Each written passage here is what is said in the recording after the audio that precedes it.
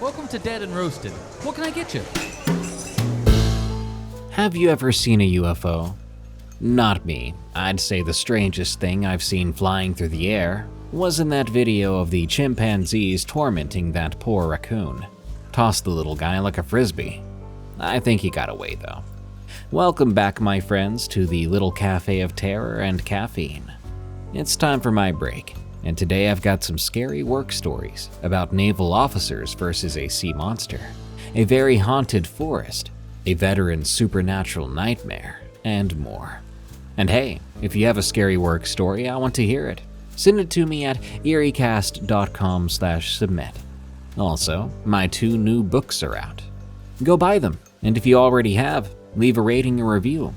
Just go to Amazon or Barnes & Noble and look up Phantom Phenomena, which features the scariest stories I've ever received, and Appalachian Folklore Unveiled, which details the haunting yet rich history, lore, and culture of Appalachia. Now then, these are tales from the break room.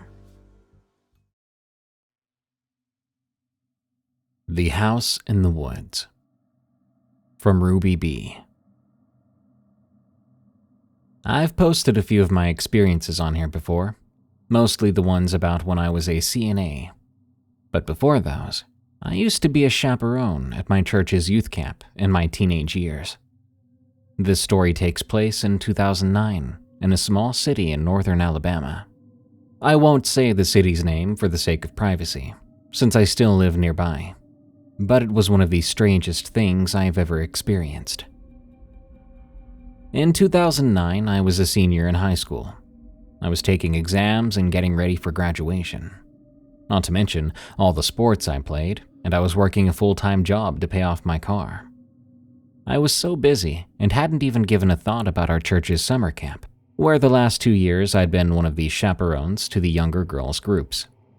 That is, until I saw one of the girls' parents after a track meet, where she quickly reminded me her daughter was in my group this year, and couldn't wait for our hike up to the lake, where we all would swim and kick off the first day for the week of church camp. Me, trying to act excited because, let's face it, I was just ready to go home, gave her a smile and said I couldn't wait either. The next couple of weeks flew by, and before you know it, I was graduated and trying to figure out which bathing suit would be church camp appropriate, when my grandma, who my sisters and I lived with, came into my room to remind me of snakes and a pack bug spray. She gave me a big hug and, before leaving my room, told me that she wanted me to be careful. All the usual parental stuff. I told her I would, and that I loved her, then finished up packing and threw all my stuff in the corner to be loaded up in my car early the next morning. The next morning came. I packed my car, ate some breakfast, and said my goodbyes to my younger sisters and my grandma. Then I drove to the church. We were all supposed to ride the bus together, but a few of us older kids got to drive our cars, so we had extra transportation. I chose to drive, so I got 2 other girls to ride with me, and we jammed our burnt CDs for the 45-minute drive up to the camp. The first day was what you would expect. We unpacked and got assigned our groups and cabins. Then we all got dressed for the hike up to the lake and got our swimming stuff in our backpacks for our annual first swim. On our hike up to the lake, my 2 friends and I noticed a house off into the woods, which we had never seen in the few previous years we've been here. But we thought, hey, maybe the owners of the camp built themselves a house out here. I mean, it's beautiful and peaceful. I couldn't blame them. We kept walking and got to the lake, where we spent a few hours watching kids and having some fun, before it was time to go back for supper. We wrangled the kids together and 1 girl walked in front, 1 in the middle of the group, while I followed behind to keep the kids from trying to stray off or getting lost. We walked by where the house had been just a few hours ago, and now it was gone. All 3 of us looked at each other, thinking, are we lost? But no, the trail was marked, and we'd been doing this for years, so we knew exactly where we were. Once back at camp, while the kids ate and we made our plates, we asked the 3 guys our age who were there to watch after the boys if they had seen the house themselves, or if they knew anything about it.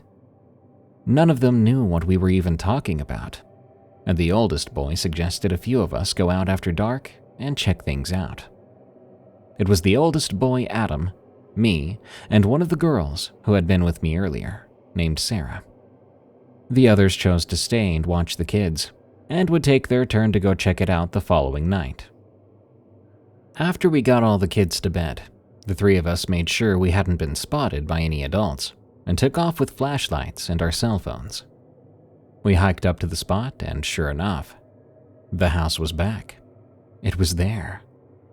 And there was what looked to be a flickering light from a candle or lantern in the front window. We could even make out some figures moving around inside. We whispered and kept quiet so we didn't get in any trouble. We took some pictures to show the others, then just left. The following night, the other three went to the house and saw the same thing we did and took their own pictures. The boys that went with them even went up to the front porch, but chickened out before looking through the window. So now all of us had seen this little house in the woods. We knew we weren't crazy. But on the last day of camp, we all went back to the lake for the kids to swim and have fun before going home. And I swear on everything, the house was gone. There was nothing but an empty clearing where we had seen it last, and none of us knew what to make of it. We asked the adults who were over us when we went to leave, and they told us years ago the camp owners had a cabin there. But in the late 80s, it had burned down.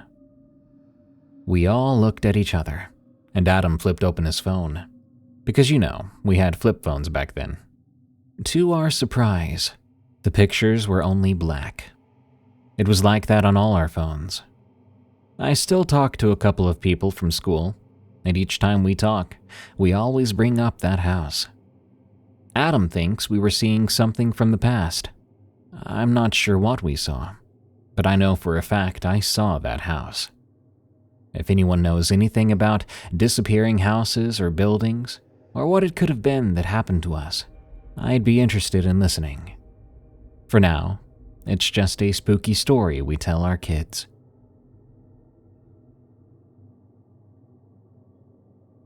The worst birthday of my life. From Anonymous. I live in a small town in the north of England, where there's barely any crime. Because of this, I had no problem with walking home after work at the local supermarket. It was my 16th birthday, and I'd been landed with a shift that ended at 10 p.m. My best friend lived close to the Tesco I worked at, and had sent me a message saying to go to his and get my present. So I did. Halfway between the supermarket and my friend Lee's house, there's this forest with a path going through it. Since it was absolutely freezing that night, I stopped at the end of the path to contemplate going down it. It wasn't very well lit, so despite there being very little crime, I decided against it and continued down the well-lit street. I was barely 3 meters down the street when I heard the gate at the beginning of the forest path open. I looked back out of curiosity, but what I saw made my heart stop in my chest. A man stood there, at least 6.5 feet tall. He wore a dark tracksuit, and he had stopped right there and was looking at me. I didn't think anything of it at first. Lee's neighborhood had a gang, so I figured the guy was just part of said gang. I just kept walking, minding my own business. Suddenly, I heard the man break into a run, and I was terrified out of my mind. So I ran faster than I ever had in my life, risking a look behind me to see that the guy was indeed chasing after me. I turned back and kept running, turning into the main road of Lee's neighborhood. There was an unspoken rule between the few criminals in my town that you never went after young girls, so I knew this guy wasn't local. If he got me, there'd be almost no way to trace me. I screamed for help, hoping that the gang were around somewhere and that they'd come and help me. The man started to shout at me to shut up. I could feel him right behind me, his breath on my neck. I was so scared, and for a second I thought I was going to die. I made it to Lee's, vaulting his front fence and running up to the door, praying that it was open. But it wasn't. Figuring I might as well try to fight back, I turned to the man, trying to catch my breath so I'd have a chance against this behemoth. He couldn't vault the fence, he was too heavy, so instead he was fiddling with the gate. Lee opened the door at the same moment I heard hooting from down the street. I was so relieved as I saw some of the actual local gang members chasing the man away. They got him. By the time the police got there, they'd beaten the man so badly he was in the hospital for a week. Turns out he was a known child assaulter from down south, and just a few days before, he had assaulted another young girl. To this day, every time I see the gang, I say thanks to them. I dread to think what would have happened if he'd made it to me, or if he'd escaped the gang and gone on to do it again. I never walked home from work again.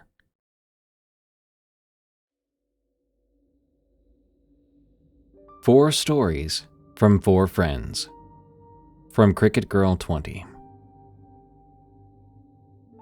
These four stories come from four friends who I'll call Ash, Mike, Sue, and Kai. This first story comes from Ash. It will be from his point of view. I was working the night shift at the gas station I worked at. It was just me that night. It was quiet except for the hum of the refrigerators and the radio that was on. I never liked that job, but it was a job. There weren't that many customers, but I felt grateful for the customers who did come in, because working alone at a gas station is pretty creepy sometimes, and boring.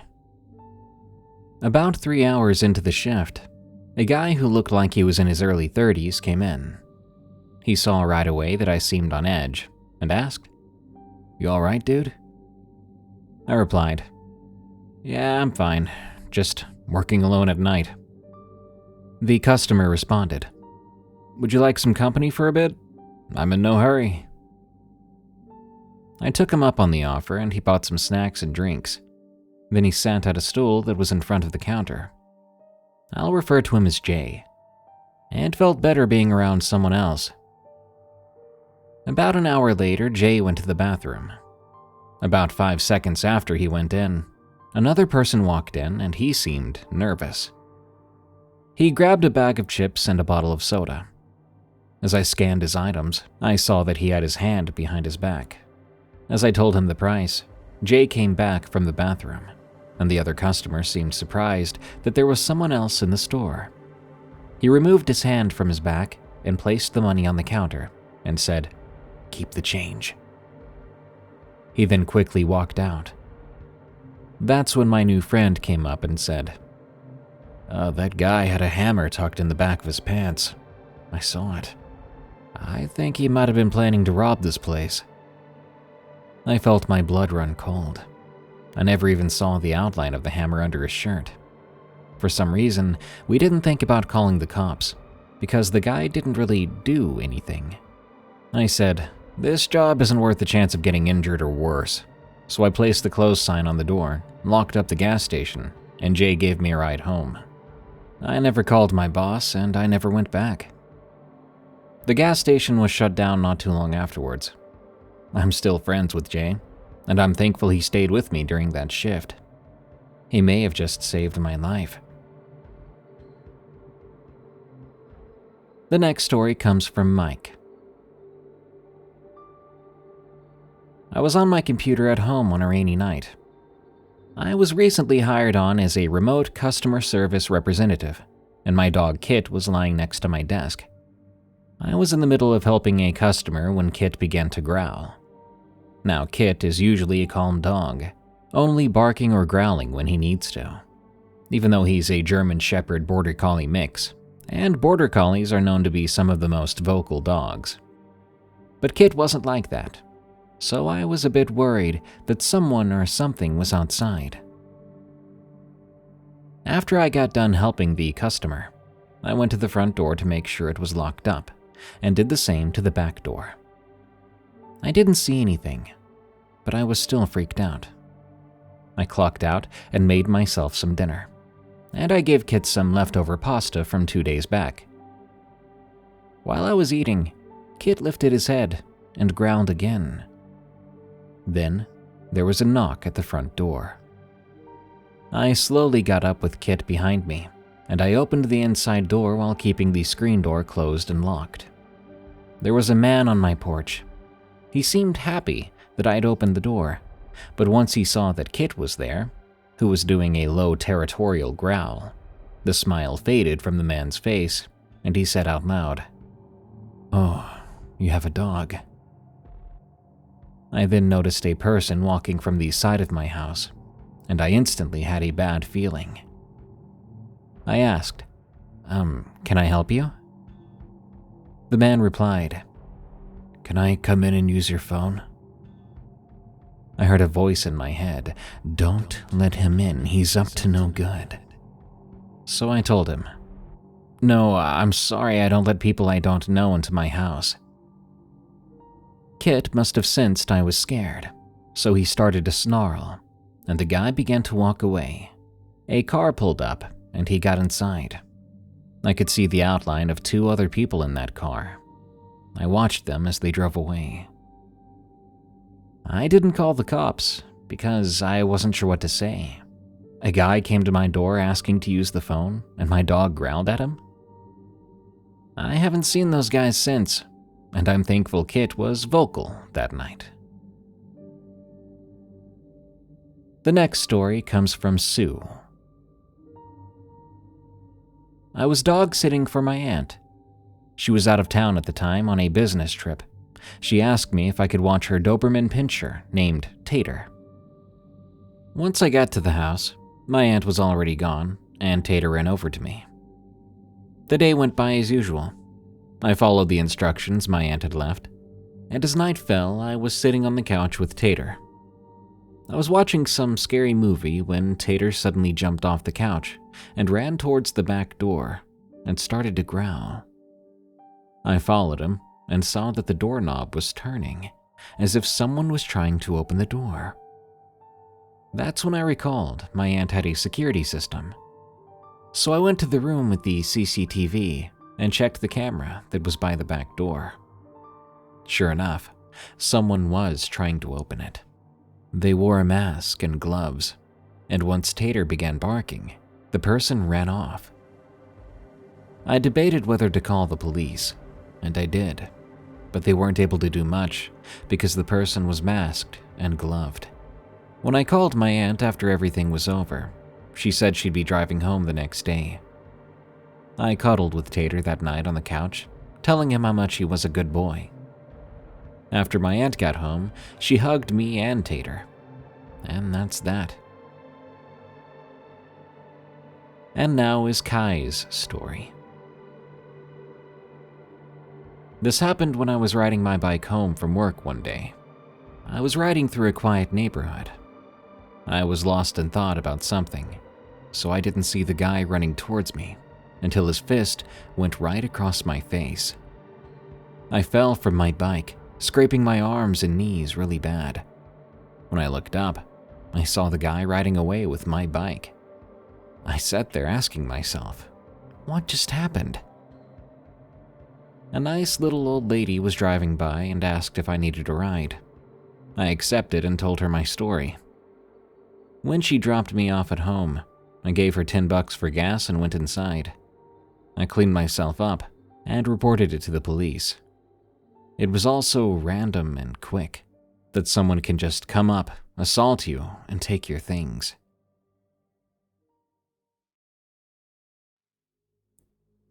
UFO Experience from Brian D.T.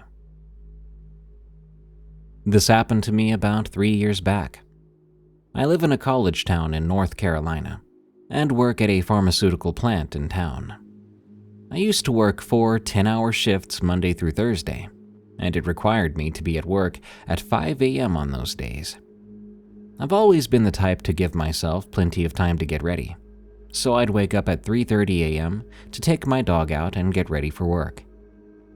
My street is a short road with just about 14 townhouses on it, It's not right in the city, but also not out in the desolate country.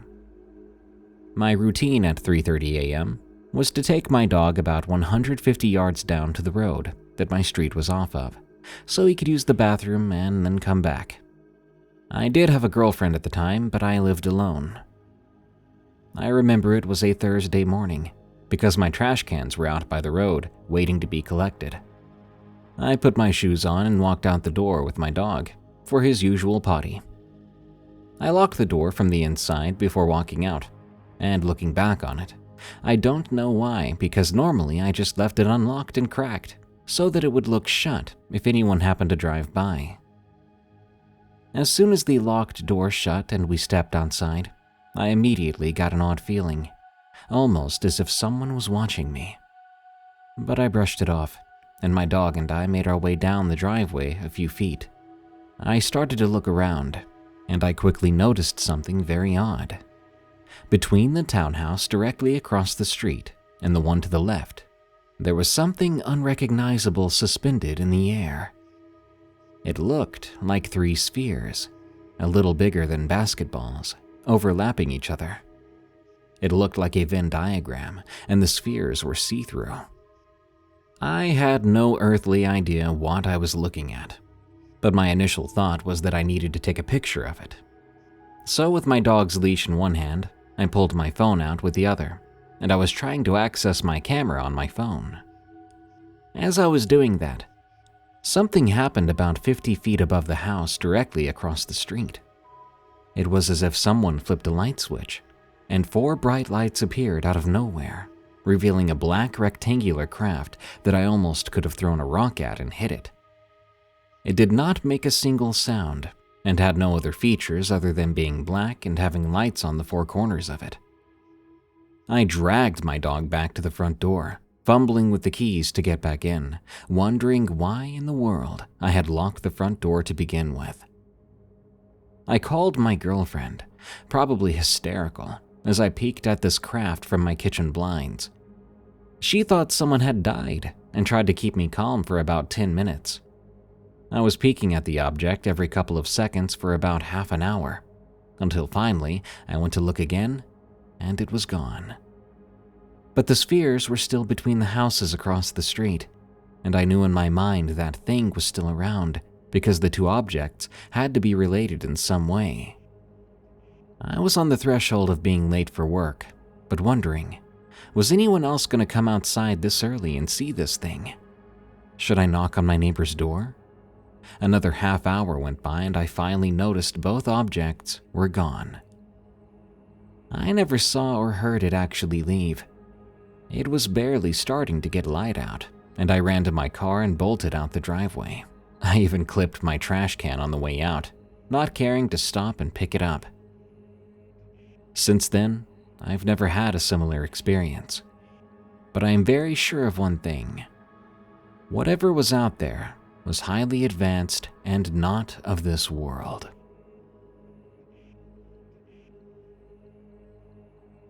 Shadow Nightmares from Morgan Rose 91.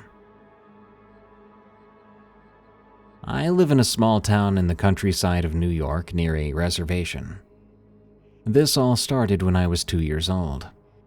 My mother has told me all about the night terrors I would have between the ages of 2 to 5.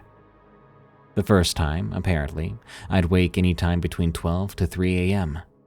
My eyes would be wide open, and I'd be standing upright in my crib or bed. She would notice my finger pointing to the left corner every night, saying, "He's here." After, I would go back to sleep, and I wouldn't remember doing such a thing the next day. This stopped once I turned 5 years old and went away for a couple of years. Then a reoccurrence happened when I turned 21. That's when it started to get weird. I started seeing a shadow of a little boy in the corner of my current room. He would just sit there and stare, and then suddenly disappear. About a month before my 22nd birthday, I was on my way to work at 6 a.m. I was driving, a little tired, but of course awake and cautious. I wasn't sure if I was hallucinating or if I actually saw a person, but someone who was about 6 feet tall walked across the throughway. It was just a black shadow. I nearly swerved off the road and decided to pull over for a bit. When I turned my head back around, I looked, and there was no one there. So I thought maybe I was just really tired and imagining it. About 2 weeks later, I was heading to bed and fell asleep. This is where I got scared and terrified for the life of me. I was in a dreamlike state. It looked like I was inside a building with Japanese sliding doors. I felt lost and confused because it felt so real. Next thing I knew, the doors opened. It was the same shadow figure I'd seen on the thruway that one day, but this time I could make out features, and they were taller, closer to 9 or 10 feet tall. It had bright red eyes, as if there was a fire burning in them. When I thought I was awake, which I somehow wasn't, I saw it. It was standing right above me, hovering over me in my bed. My body froze up as if I was paralyzed. I couldn't move anything or even shut my eyes. I was basically in shock and felt like I couldn't even scream. But I managed to yell my sister's name. I'll call her Elle. I yelled for Elle twice, thinking it was 3 a.m. And then when I went to look up, it was gone. When my alarm for work went off, I got up and went to work, having a normal day. But when I got home, I had to ask my sister, "Did you hear me this morning?" She replied yes, but it didn't sound like me yelling or screaming. To her, it sounded like I was whispering, but I sounded scared. That's when she told me an hour before my alarm went off, she felt uneasy. It felt as if she knew something was bound to happen. It's now March of 2023, and I saw it again for the last time, hopefully. My car was parked in my spot, and usually I turn around to check, making sure my headlights shut off. This time when I turned around to look, there it was, standing right in front of the hood of my car, staring straight at me.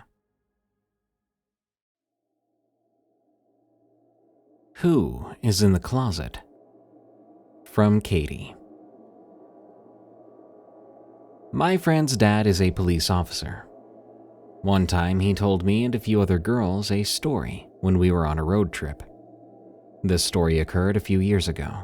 For the sake of privacy, I'll call him Larry. The police department that Larry works at got a call one day from an old woman. She was calling to report a possible ghost or demon in her home. Larry and another officer were told to go to her house and see what was actually wrong. So they got in their car and drove over. The neighborhood her house was located was rather small and pretty sketchy, but so were most of the neighborhoods he had to investigate. When they got there, they were greeted by an old, frail woman wearing a tattered nightgown. Her house was very dark. The only light in there was the light coming in from the single window. She told them she had been hearing noises coming from closets in the basement, but that she lived alone and thought her house might be haunted. There was a coat closet in the room where they had entered, and she asked them to look in there. Larry walked over to the closet and opened it slowly. He then felt arms grab him, trying to pull him into the closet. He struggled with them, but eventually freed himself. Larry backed away from the closet, and he and his friend headed towards the door, but the old woman stood in front of it. She tried to convince them to stay and look in the other rooms, but they knew by now that there was no actual problem. This screwed up old woman wanted to trap them in her house, or something much worse. They eventually got past her and ran out the door. She tried to chase them, but being a frail old lady, could not catch up to them. They got back in their car and hightailed it out of there. Larry told me he remembered looking back at the house and seeing the old woman standing in the doorway, the most eerie glare on her face, watching them drive away. And, to make things worse, there was a very tall man standing slightly behind her that they suspected was the man from the closet. Larry even told me that things like this aren't rare occurrences, and he has to deal with stuff like this pretty regularly. But despite all the messed up stuff that happens, he still continues to work as a police officer.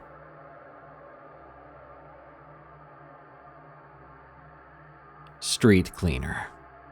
From Subway Today. In '94, I was working as a street cleaner for the city of New York. It was a job I'd been doing for 3 years, always at night, 11 p.m. to 7 a.m., 5 nights a week. Now, the city's different at night, quieter in some ways and louder in others. I was assigned to the Lower East Side back then. It was still pretty rough, not like the hipster paradise it is now.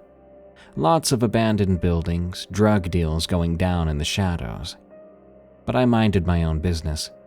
People generally left me alone. I had my route, my routine.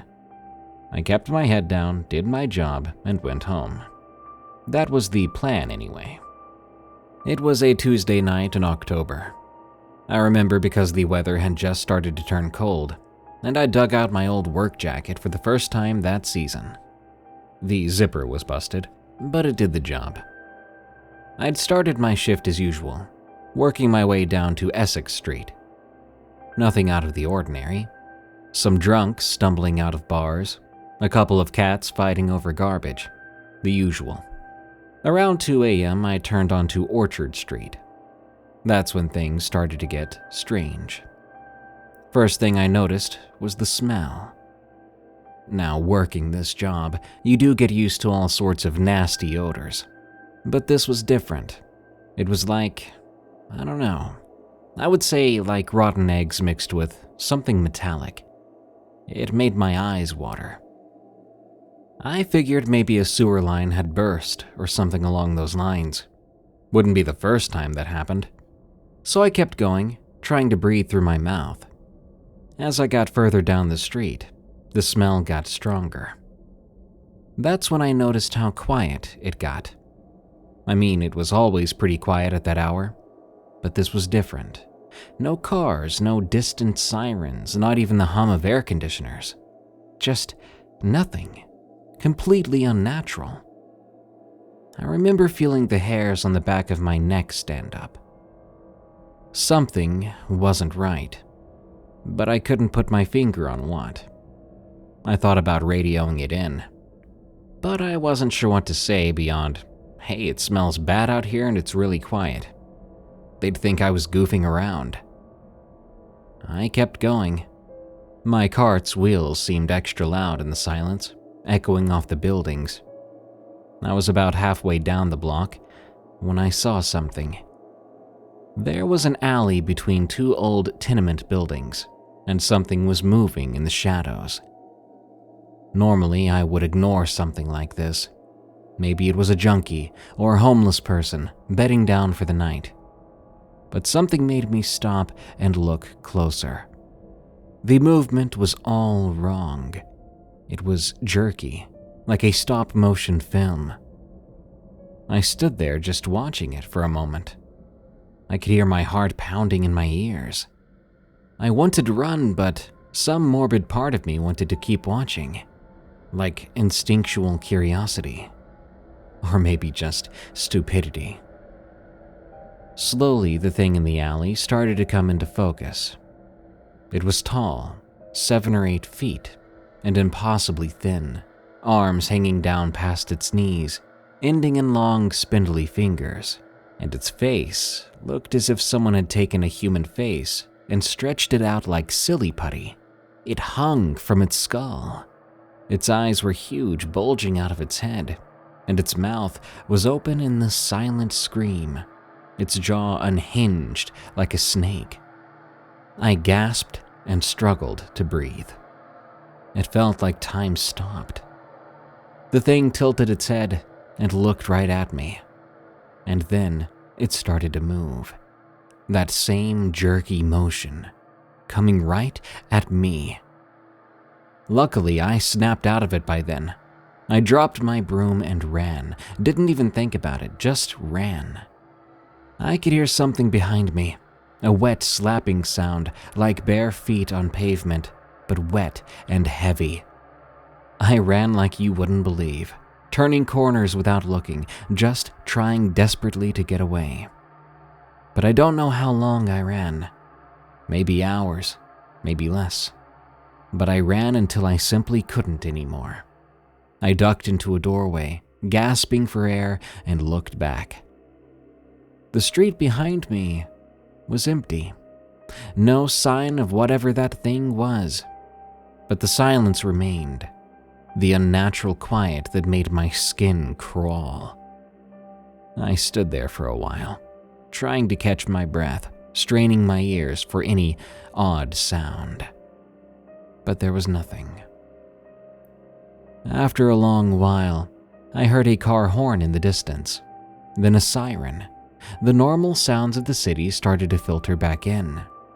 Whatever bubble I'd been trapped in, I guess I'd escaped. I made my way back to the depot in a daze. My supervisor asked where my cart was, and I just mumbled something about not feeling too well.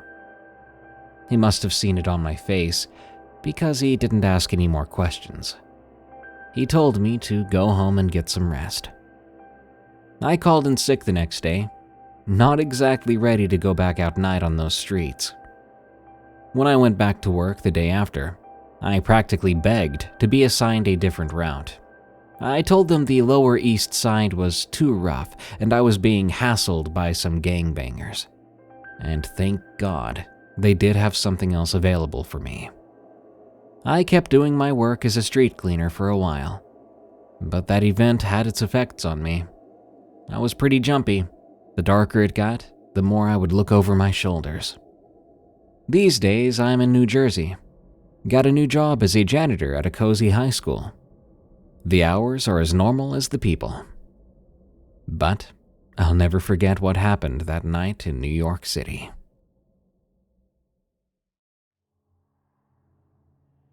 Grandpa Joe's Disturbing Tale, from J.C. Braver. Grandpa Joe never talked much about the war. Most of what I knew came from old photos, and the occasional comment when he'd had a few too many beers. But there was one story he told me, just once, when I was about 12. We went camping in the Adirondacks back in the summer of 1998. On a cloudy night with no stars visible, we had just finished roasting marshmallows, and the fire was dying down to embers. Grandpa Joe was staring into the flames with a distant look in his eyes. And then he started to talk. "You know, Tommy," he said, his voice low. "There are things out there you can't explain. Things that make no sense." He paused, taking a swig from his flask. "I saw something like that in Nam. Never told anyone about it. Not even your grandma." I leaned in closer. My interest piqued. Grandpa Joe hardly ever mentioned Vietnam. Why he had suddenly decided to open up, I had no idea, but I wasn't about to question it. "It was 1968, he continued. "I was with the 9th Infantry Division stationed down in the Mekong Delta. A nasty place. All mud and mosquitoes and Viet Cong hiding in the grass. We'd been on patrol for 3 days, slogging through rice paddies and dense jungles. I hadn't seen any action, but the tension was thick. You could feel eyes on you all the time. You know that feeling?" He shook his head, as if trying to clear away the memory. "Anyway, on the 3rd night we set up camp near this old Buddhist temple. Real ancient-looking place, all overgrown with vines. Our CO said it was abandoned, but something about it gave me the creeps. Like it was watching us too." Grandpa Joe's hands were shaking slightly as he lit a cigarette. It was strange to me. I'd never seen him like that before. I was on first watch that night, sitting there in the dark, straining my ears for any sound. It was quiet. No insects buzzing, no birds, nothing. Just dead silence. Then around midnight, I heard it. A sort of chanting, low and rhythmic, coming from the direction of the temple. He took a long drag on his cigarette, the ember glowing bright in the dark. I thought maybe it was monks. The lieutenant had said the temple was empty, but what did he know for sure? So I woke up my bud Matthews, told him I was going to check it out. He thought I was crazy, but he agreed to cover for me. Grandpa Joe's eyes were distant now, like he was seeing something far beyond our little campsite. I made my way towards the temple, M16 at the ready. The chanting was getting louder, but I couldn't make out the words. Didn't sound like Vietnamese. It didn't sound like any language I'd ever heard. As I got closer, I saw a faint light coming from inside the temple, flickering like candles. He paused, taking another swig from his flask. I crept up to one of those windows, peered inside, and what I saw, Jesus, I still have nightmares about it. There were figures in there, maybe a dozen of them. They were dancing. I guess you'd call it that. They were moving in this slow, weird way, but I don't think they were human, Tommy. Their limbs were too long, and they bent in ways they shouldn't. And their faces, Grandpa Joe shuddered. Their faces were just wrong.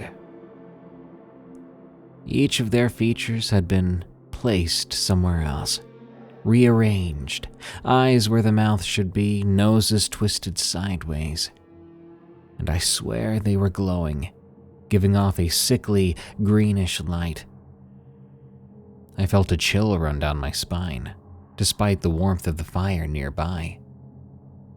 I must have made a sound or something, because suddenly they all stopped dancing. They turned, and they looked right at me. I ran so fast, boy. I didn't stop until I got back to camp. Matthews asked me what happened, but I couldn't tell him. Couldn't tell anyone. Grandpa Joe went silent for a minute, staring into the fading embers of the campfire. The next morning, the lieutenant sent a squad to check out the temple. They said it was empty. They found no signs of anyone being there for years. But I know what I saw, Tommy.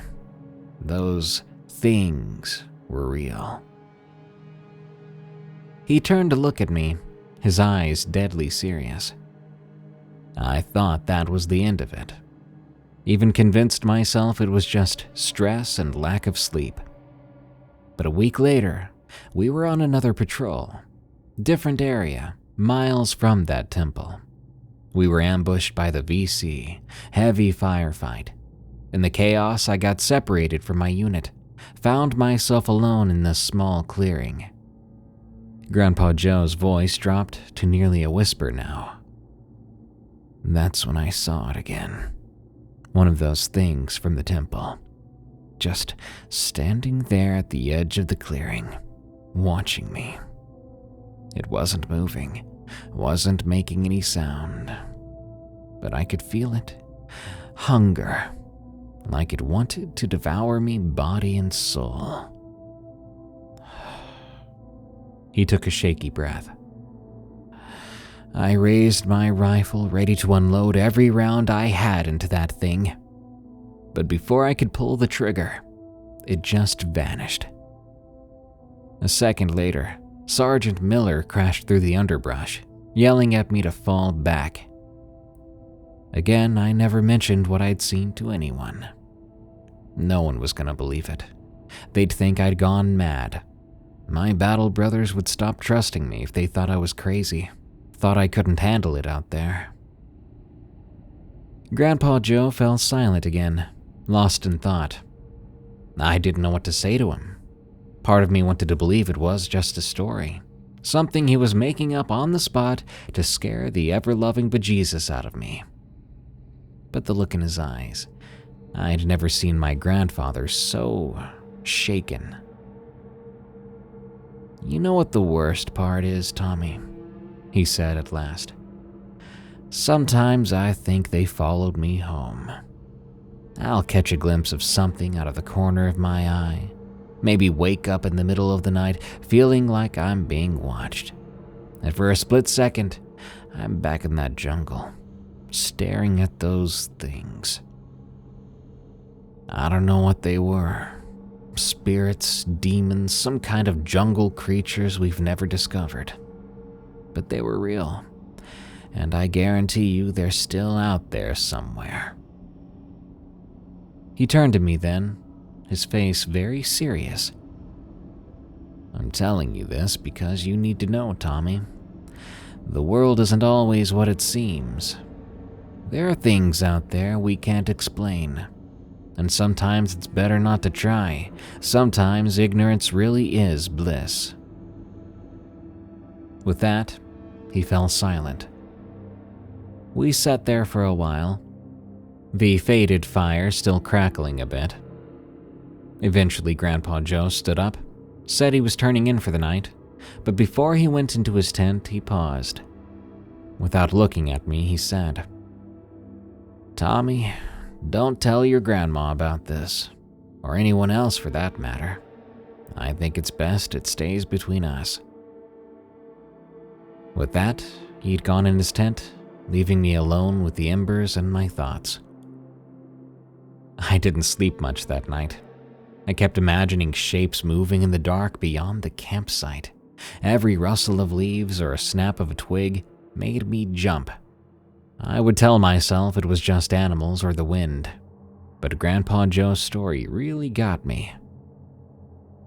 The next morning, Grandpa Joe acted like nothing had happened. We packed up the camp, drove home, and never spoke about the details of that night again.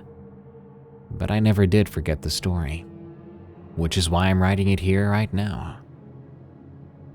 Years later, Grandpa Joe passed away when I was in college. He had a heart attack, according to the doctors.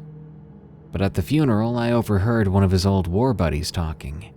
Said Joe had called him the night before, rambling on about seeing things in the dark. And my mind went right back to this story. I wonder how much of it was true.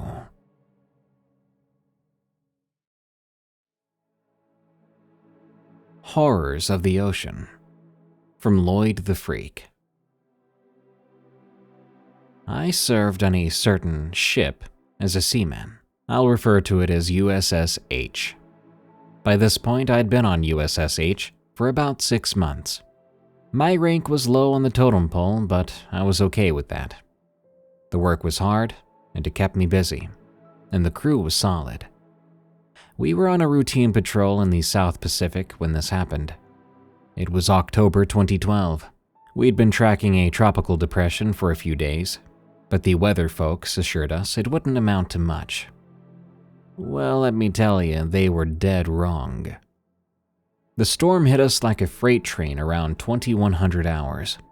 One minute we were cruising under cloudy skies, the next we were in the middle of hell itself.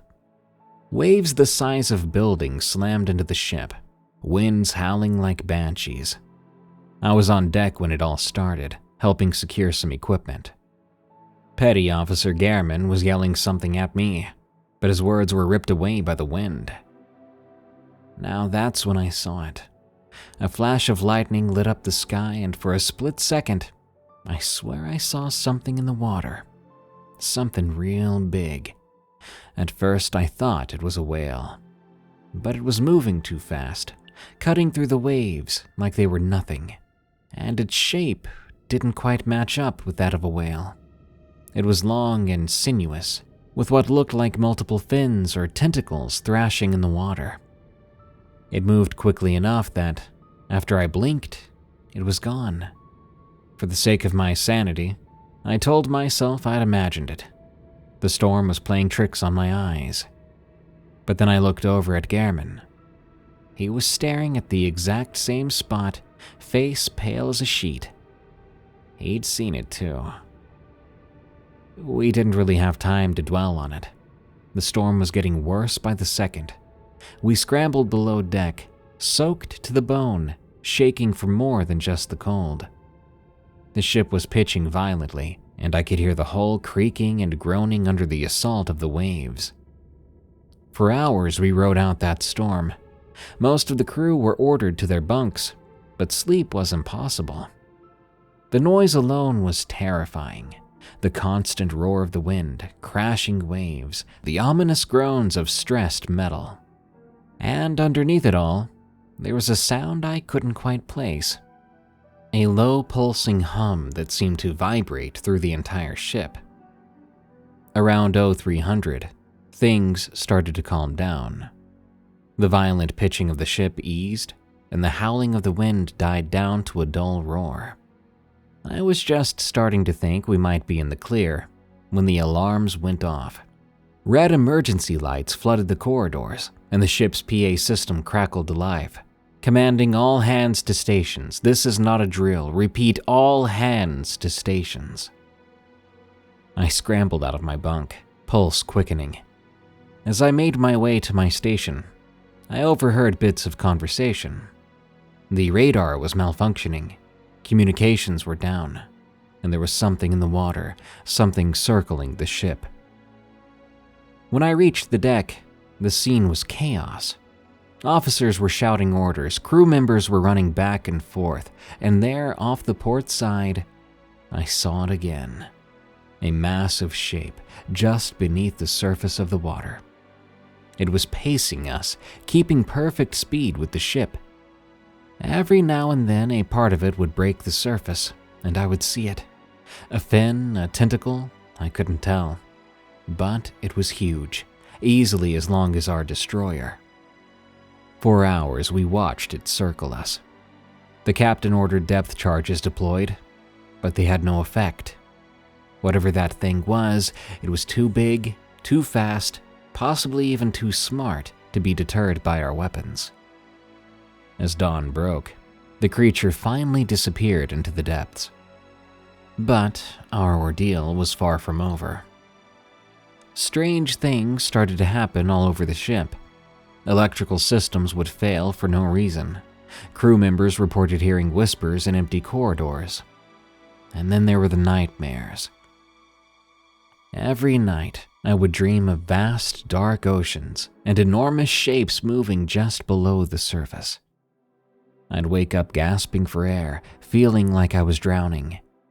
And the crazy part was, I wasn't the only one. The whole crew was having the same dreams. We were all on edge, finding ourselves arguing over nothing. Incidents kept piling up. Tools would go missing only to turn up in impossible places. The ship's compass started spinning wildly, making navigation a nightmare. And then there were the sounds. Late at night when things were supposed to be quiet, you could hear it. A faint melodic humming coming from somewhere deep in the ship. But every time someone went to investigate, it would stop. By this point, the crew was at a breaking point.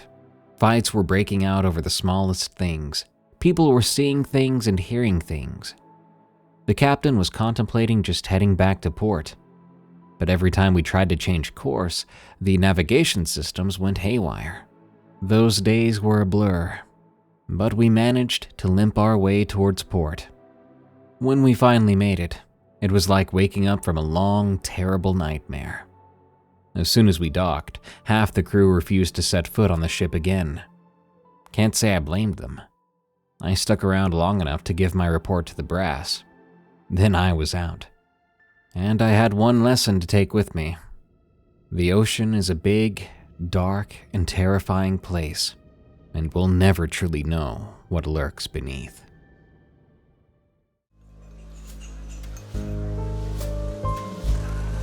Thanks for tuning in to Tales from the Break Room, the home of the scariest true work stories. If you want to hear your story narrated by me, send it to me at eeriecast.com/submit. We pay 5 cents per word for accepted stories. Help us grow by leaving Tales from the Break Room a rating and review on Spotify and Apple Podcasts. And be sure to follow us on your favorite podcast app. Check out eeriecast.com or search for EerieCast on those very same podcast apps to see our other exciting and terrifying podcasts, like Unexplained Encounters, the other show I host, where I read stories with a focus on the supernatural. To get some merch, go to eeriecast.store. And to unlock ad-free episodes of your favorite EerieCast shows and exclusive audiobooks, go to eeriecast.com/plus and consider signing up for EerieCast Plus. You can follow me on Twitter, I guess it's X now, at Dark Prevails. You can also subscribe to me on YouTube, where I deliver the same content. Just look for Darkness Prevails. Good night. I hope we can share another break sometime soon.